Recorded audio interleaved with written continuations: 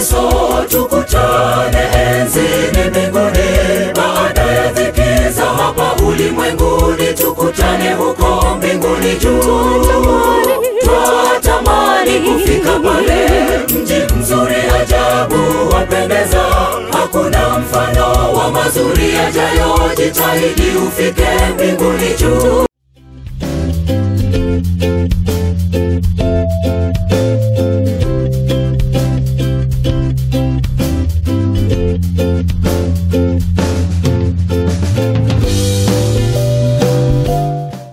Karibu mtazamaji.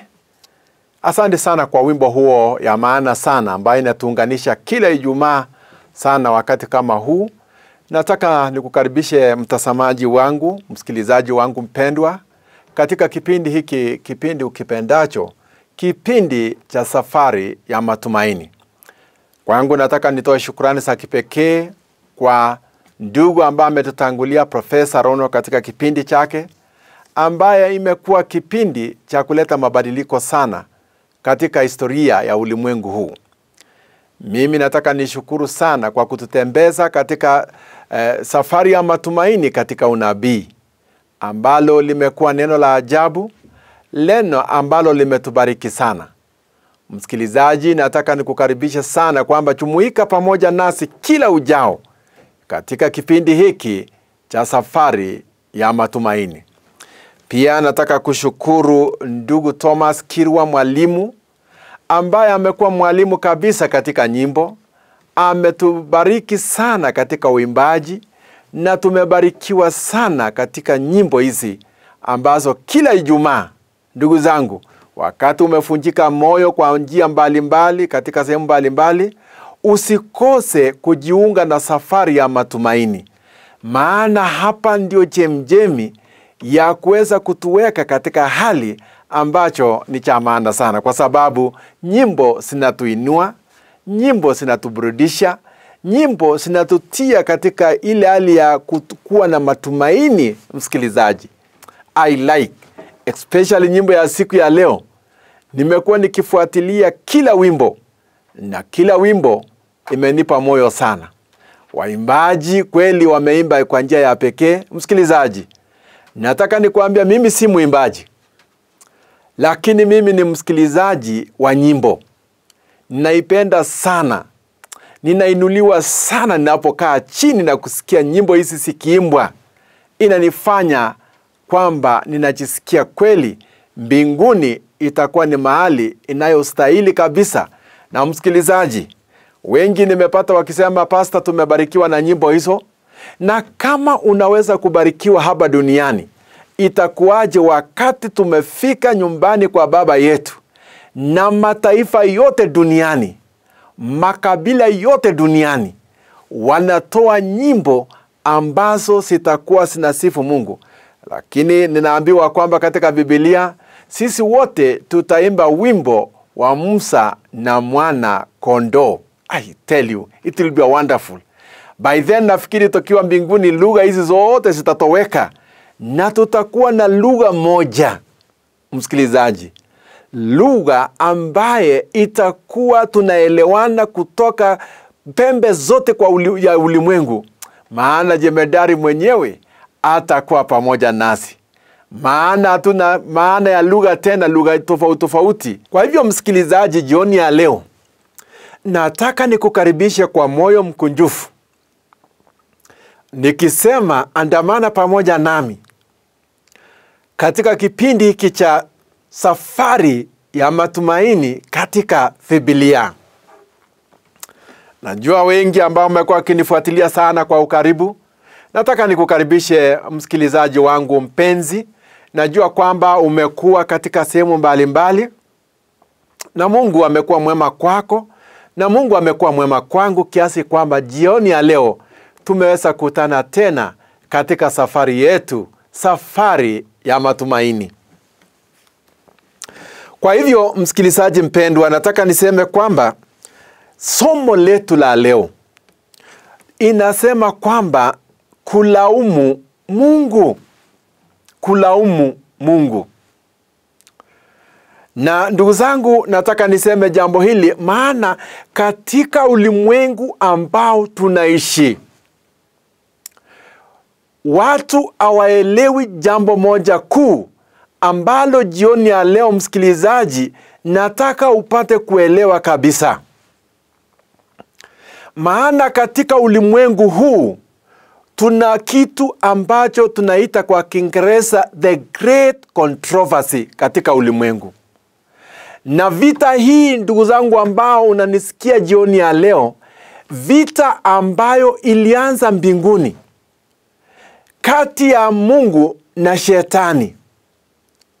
Na vita hii ilipamba moto mbinguni kabisa, na mpaka Shetani mwenyewe akatubwa katika ulimwengu huu, the world ambao tunaishi, ambao tunaita ulimwengu huu.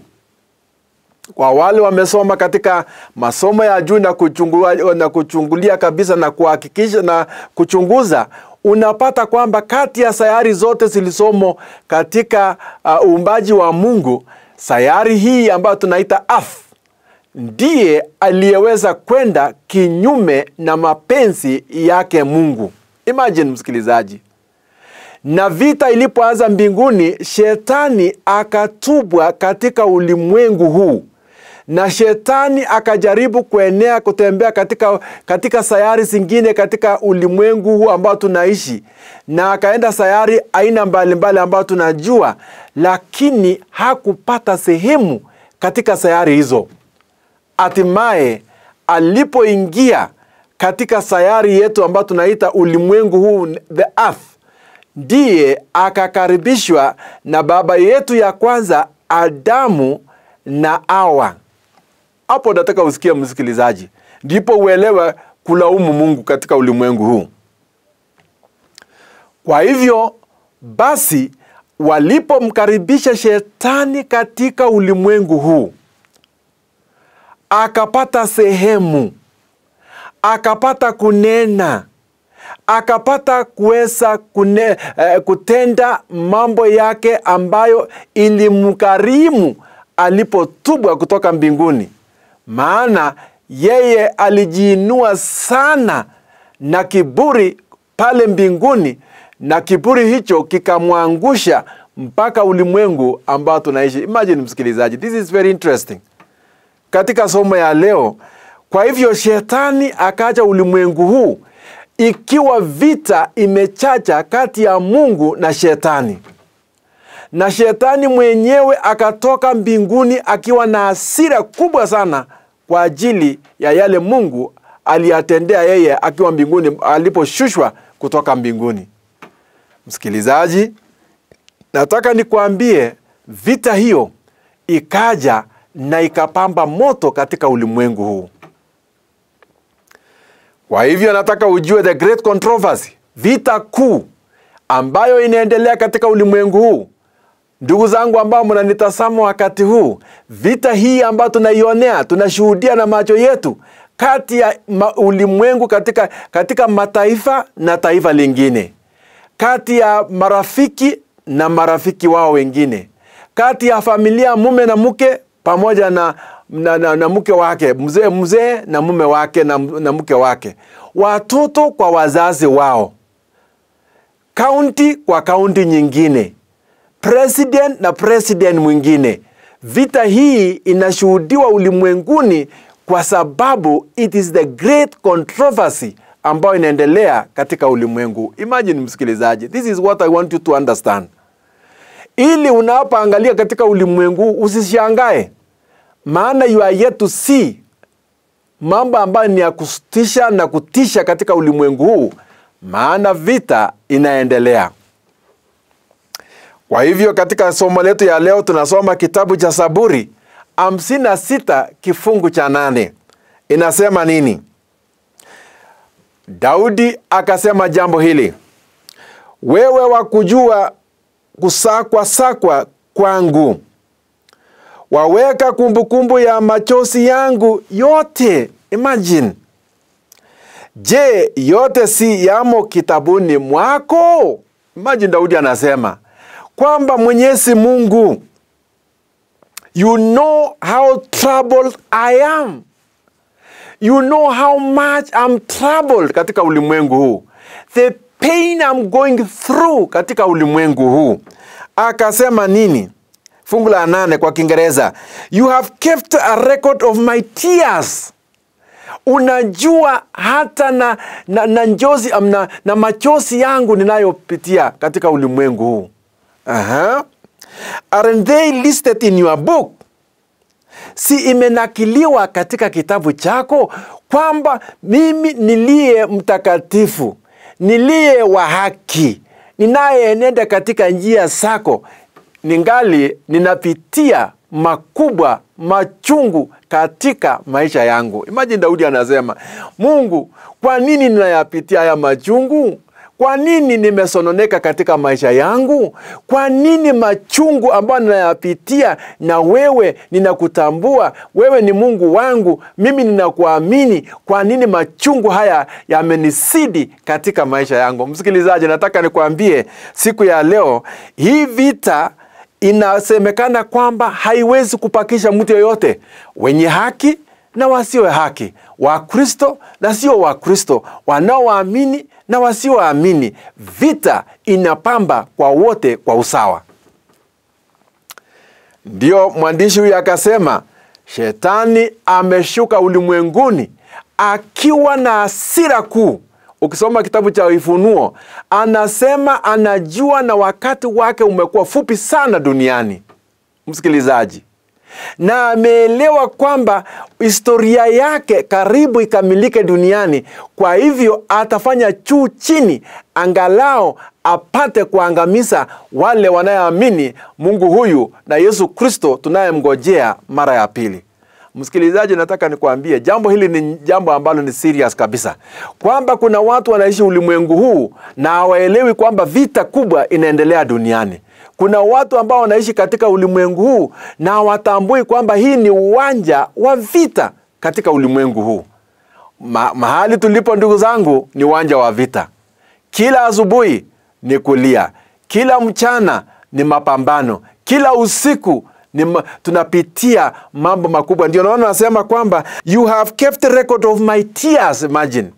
Yaani unajua machozi yangu jinsi inavyoendelea usiku wote, kwa sababu ninaishi katika ulimwengu, uwanja wa vita. My brothers, jioni ya leo nataka nikuambie ukweli wa mambo kwamba mapambano ni makali duniani.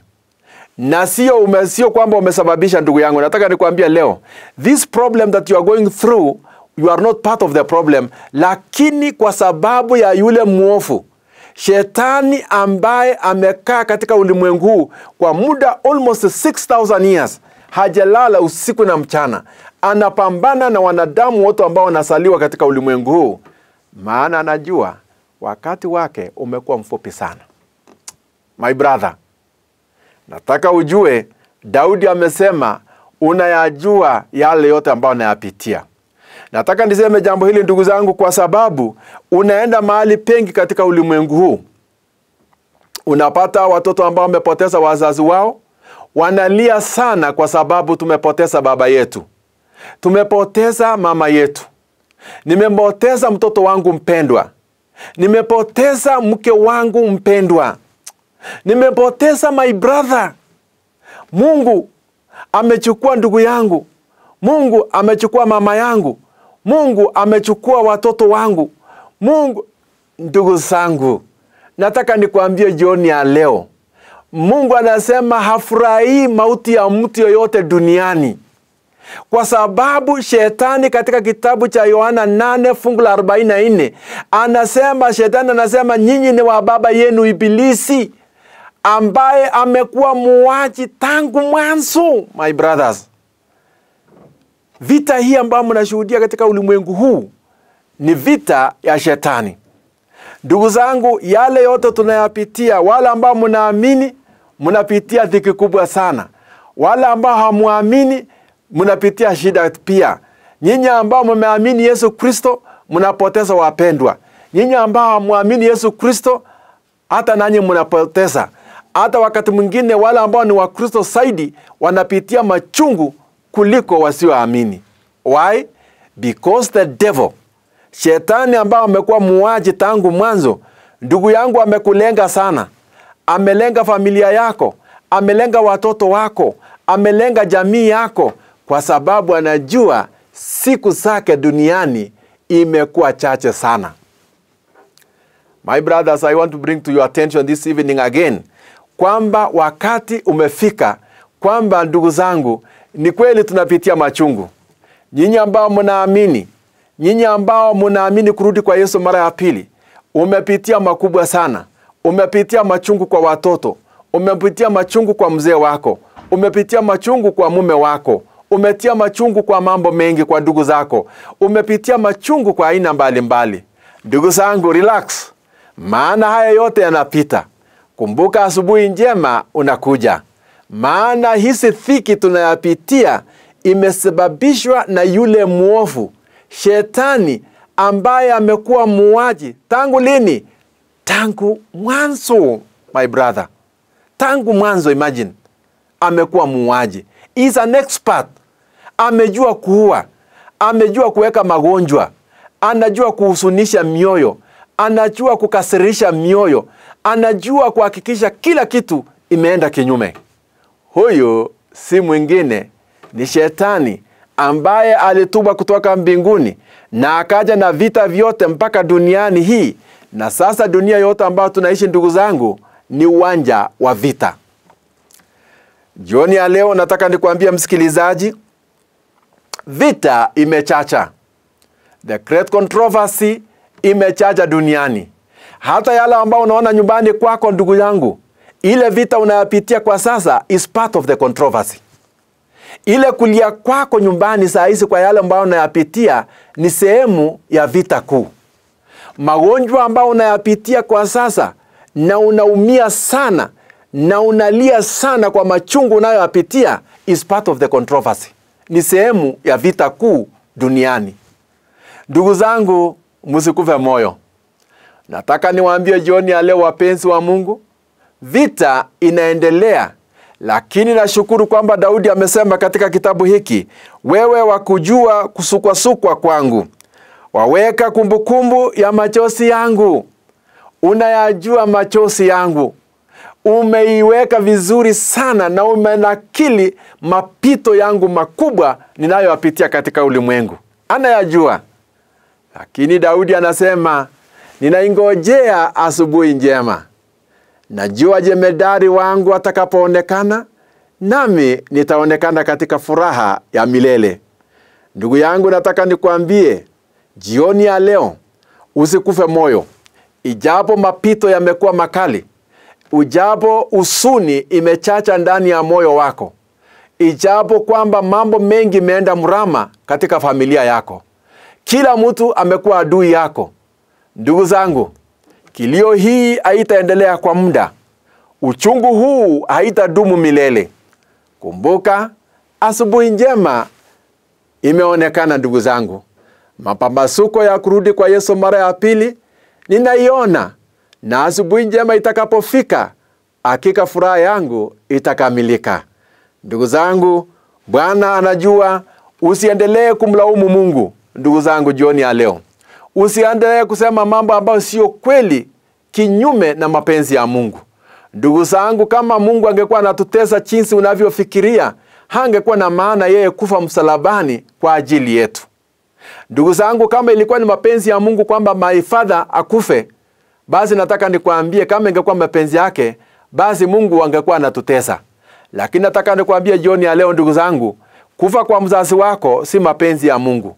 Kufa kwa mtoto wako si mapenzi ya Mungu. Ndugu zangu, kukosana na ndugu zako si mapenzi ya Mungu. Mauaji ambayo tunashuhudia kwa sasa si mapenzi ya Mungu. Watoto, tusiambie watoto mambo ambayo ni ya kufunja moyo, kwamba unaona, yes, mzazi wenu amekufa, amelala, Mungu amependa yeye sana mpaka amempeleka. That is not true. Hiyo sio kweli kabisa. Nataka nikwambie jioni ya leo, mapenzi ya Mungu ni kwamba tuwe na furaha. Mapenzi ya Mungu ni kutuhakikisha kwamba kila wakati tunamngojea yeye anaporudi mara ya pili. Mapenzi ya Mungu ni kwamba tusiteseke katika ulimwengu huu, Lakini mapenzi ya shetani ni kwamba kila ujao, kila mtu awe na tatizo, ili tuweze kusema makosa haya yote na machungu tunayoyapitia, shetani anasema ni Mungu ndiye amesababisha jambo hili na mateso haya ambayo mnayapitia. Nataka nikwambie mpenzi, jioni ya leo, nataka nikwambie wasi, jioni unapoketi katika meza pale kwako, kwamba ndugu zangu, Mungu ni Mungu wa kweli.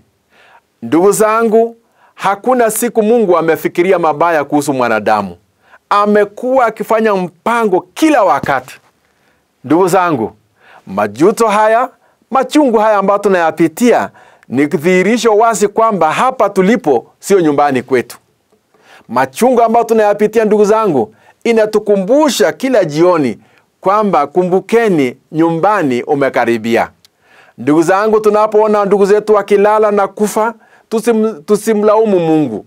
Ni kwa sababu ya dhambi ambayo imeenea duniani kote, na dhambi imemea misisi kabisa katika maisha ya watu, kiasi kwamba dhambi kila wakati mshahara wake ni mauti. Ndugu mpenzi, Mungu amekupa nafasi jioni ya leo. Kwa nini usibadilishe mawazo yako? Ijapo kwamba tuko vita kuu, kwa nini ndugu yangu usisalimishe maisha yako kwake Yesu? Mpenzi, kwa nini usikae pamoja na familia yako na kujiunga na safari ya matumaini? Ndugu zangu, safari haikosi matatizo. Safari haikosi mawimbi. Safari haikosi msukosuko. Lakini ndugu zangu, haimaanishi kwamba safari tunapopata matatizo haya, haimaanishi kwamba safari haitaendelea. No. Tutaendelea na tutaendelea. Lakini kumbuka ndugu zangu, baada ya dhiki ni faraja. Ndugu zangu, baada ya mapito haya machungu tunayowapitia kwa sasa, kumbuka asubuhi njema ndugu zangu imeonekana. Jioni ya leo nataka nikwambie, Mungu ana mpango mazuri. Katika kitabu cha Yeremia anasema, Mungu anasema nina mpango mzuri kuhusu maisha yako. Ndugu zangu, Mungu hajakuwa na mpango mbaya kuhusu mwanadamu yeyote. Mungu hana mpango ya kumuua mwanadamu yeyote katika ulimwengu huu. Lakini shetani amekuwa muuaji na ana mpango mbaya kuhusu maisha yako. Ana mpango mbaya kuhusu watoto wako. Ana mpango mbaya kuhusu mke wako. Ana mpango mbaya kuhusu mume wako. Kwa hivyo, ndugu zangu, kwa nini ufanye uhusiano na mtu ambaye ana mpango mbaya kuhusu jamii yako? Kwa nini unaendelea kukaa miguuni mwa shetani ila hali amekupangia mabaya? Njoo kwake Yesu ndugu yangu jioni ya leo, ukae miguuni pake ili upate kuinuliwa, ili upate kufarijiwa, ili upate kubarikiwa, ili upate kuona furaha tena na matumaini makubwa. Mimi jioni ya leo kwa niaba ya Yesu mkombozi wetu, na kukaribisha katika safari ya matumaini. Uweze kubarikiwa, uweze kuinuliwa, uweze kufurahi tena, ijapo kwamba mawimbi ni makali, lakini kumbuka asubuhi njema umekaribia. Na kutakia mema msikilizaji, ili uendelee kujipa moyo. Ijapo kwamba kuna mambo mengi duniani, lakini kumbuka Yesu amekaribia. Na kwa kweli ametuandalia mambo mazuri na ana mpango nzuri, na kila kitu kwake ni sawa. Naomba Mungu akubariki, Mungu akuinue. Jioni ya leo kwa yale yote ambayo unayapitia ndugu yangu, nataka Mungu akupe faraja zote. Lakini kumbuka Mungu amesema ana mpango nzuri kuhusu maisha yako. Ubarikiwe, uinuliwe, ili hata na maisha yako ipate kubadilika. Kumbuka mawimbi si ya miaka yote. Mawimbi ni ya muda tu, lakini baada hiyo utulifu nayo ufika. Ubarikiwe. Hebu na tuombe. Baba wetu, Mungu wetu, tunakushukuru kwa jioni ya leo kwa nafasi hii.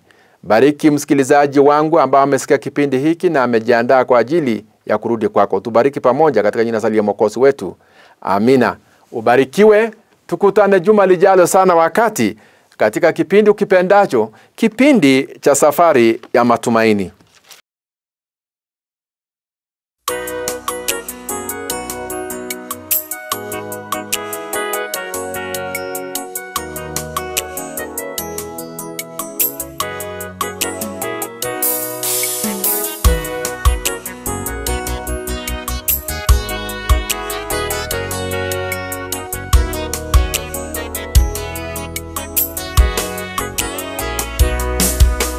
Tukutane paradiso, tukutane enzini mbinguni, baada ya dhiki za hapa ulimwenguni, tukutane huko mbinguni juu.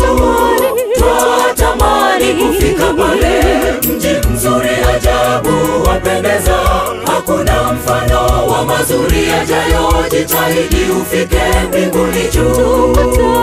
Tukutane paradiso, tukutane enzini mbinguni, baada ya dhiki za hapa ulimwenguni, tukutane huko mbinguni juu. Twatamani kufika pale, mji mzuri ajabu wapendeza, hakuna mfano wa mazuri yajayo, jitahidi ufike mbinguni juu. Huko juu wanangojea siku hiyo yenye furaha ajabu, machungu yote yatakwisha, mambo yote yatakuwa ni mapya. Tukutane paradiso, tukutane enzini mbinguni, baada ya dhiki za hapa ulimwenguni, tukutane huko mbinguni juu. Twatamani kufika pale, mji mzuri ajabu wapendeza, hakuna mfano wa mazuri yajayo, jitahidi ufike mbinguni juu.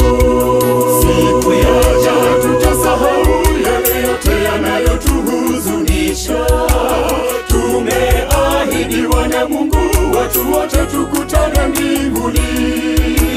Tukutane paradiso, tukutane enzini mbinguni, baada ya dhiki za hapa ulimwenguni, tukutane huko mbinguni juu. Twatamani kufika pale, mji mzuri ajabu wapendeza, hakuna mfano wa mazuri yajayo, jitahidi ufike mbinguni juu.